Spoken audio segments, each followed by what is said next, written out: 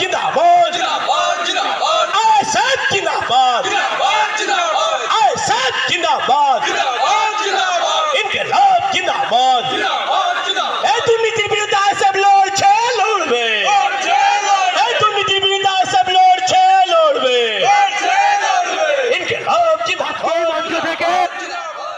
এই এলাকায় যে সমস্ত তৃণমূল কংগ্রেসের ভাইয়েরা আছে তাদেরকে তাদের এই নোংরা মানসিকতার জন্য আমরা তীব্রভাবে ধিক্কার ও নিন্দা জানাই।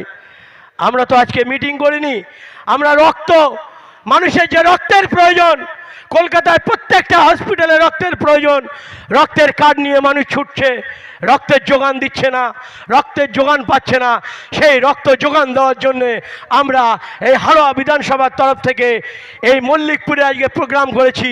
এই প্রোগ্রামটা আমাদের করার কথা ছিল প্রপার হাড়োয়ায়, কিন্তু এই তৃণমূল কংগ্রেস করতে দেয়নি। আমরা আবারও তাদেরকে ধিক্কার ও নিন্দা জানাই, তাদের এই নোংরা মানসিকতাকে। আরে আমাদের আইএসএফকে নিয়ে, আমাদের নওশাদ সিদ্দিকী ভাইজানকে নিয়ে বড় বড় কথা বলে এই শাসক দল।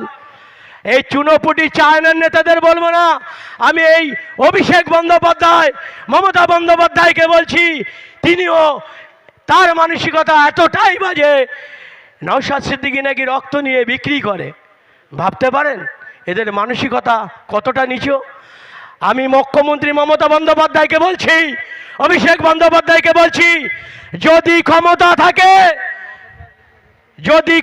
থাকে হিংসা নয়, ঈর্ষা নয়। নওশাদ সিদ্দিকী যেমন ভাঙড়ে ঐতিহাসিক রক্তদান শিবির করে দেখিয়েছে, যদি আপনার বুকের পাটা থাকে, ক্ষমতা থাকে, এই পশ্চিমবাংলাবাসীর জন্য ওর থেকেও বড় একটা রক্তদান শিবির আপনি করে দেখান। আমি এই মঞ্চ থেকে আজকে মমতা বন্দ্যোপাধ্যায় ও অভিষেক বন্দ্যোপাধ্যায়কে চ্যালেঞ্জ করছি। প্রচুর রাজনীতি করেছেন, প্রচুর শোষণ করেছেন, সাম্প্রদায়িক হানাহানিতে আপনি লিপ্ত হয়েছেন। একটু মানুষের জন্য কাজ করুন। আমি বেশি কিছু বলবো না, আপনাদের সবাইকে বলবো, আপনারা দীর্ঘদিন ধরে বহু রাজনৈতিক নেতাকে দলকে ভোট দিয়েছেন, বিনিময়ে কি পেয়েছেন? কিছুই পাননি।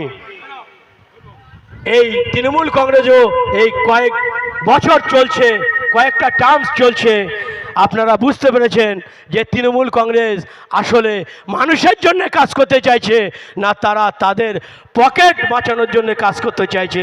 এটা বুঝে গেছে বাংলার মানুষ, তাই তো আজকে আইএসএফের দিকে মানুষ ছুটছে, নওশাদ সিদ্দিকীর দিকে ছুটছে। আর এতেই তৃণমূল কংগ্রেস, মমতা বন্দ্যোপাধ্যায়, অভিষেক বন্দ্যোপাধ্যায়ের ঘুম উড়ে যাচ্ছে।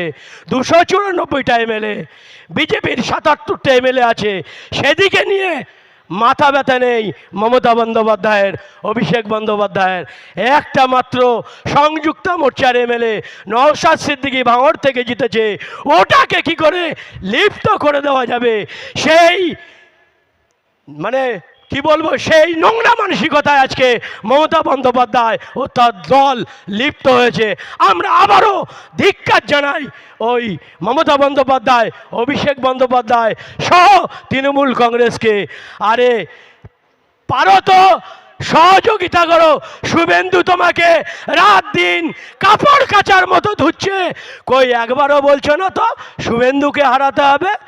একবারও তো বিজেপির অন্যান্য এমএলএদেরকে বলছো না তাদেরকে হারাতে হবে? আপনার টার্গেট নওশাদ সিদ্দিকী, কিন্তু বাংলার মানুষ জানিয়ে দিচ্ছে নওশাদ সিদ্দিকীও থাকবে।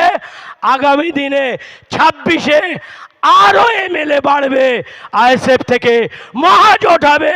এই মহাজোটই এই তৃণমূল কংগ্রেস, এই নরখাদক মুখ্যমন্ত্রী মমতা বন্দ্যোপাধ্যায়কে 14 তলা থেকে নামিয়ে ডাস্টবিনে ফেলে দেবে। আপনারাও তার সহযোগিতায় আছেন তো? আছেন তো? আঁধারে ভয় পেও না, আলো আছে আড়ালে, কালো সব পালিয়ে যাবে তুমি রুখে দাঁড়ালে। ইনকিলাব জিন্দাবাদ, আইএসএফ জিন্দাবাদ, ইনকিলাব জিন্দাবাদ, নওশাদ সিদ্দিকী ভাইজান জিন্দাবাদ, বিশ্বজিৎ মাইতি জিন্দাবাদ, কুতুবুদ্দিন ফাতিহ জিন্দাবাদ। আমি আমার ক্ষুদ্র বক্তব্য এখানেই শেষ করলাম। ইনকিলাব জিন্দাবাদ।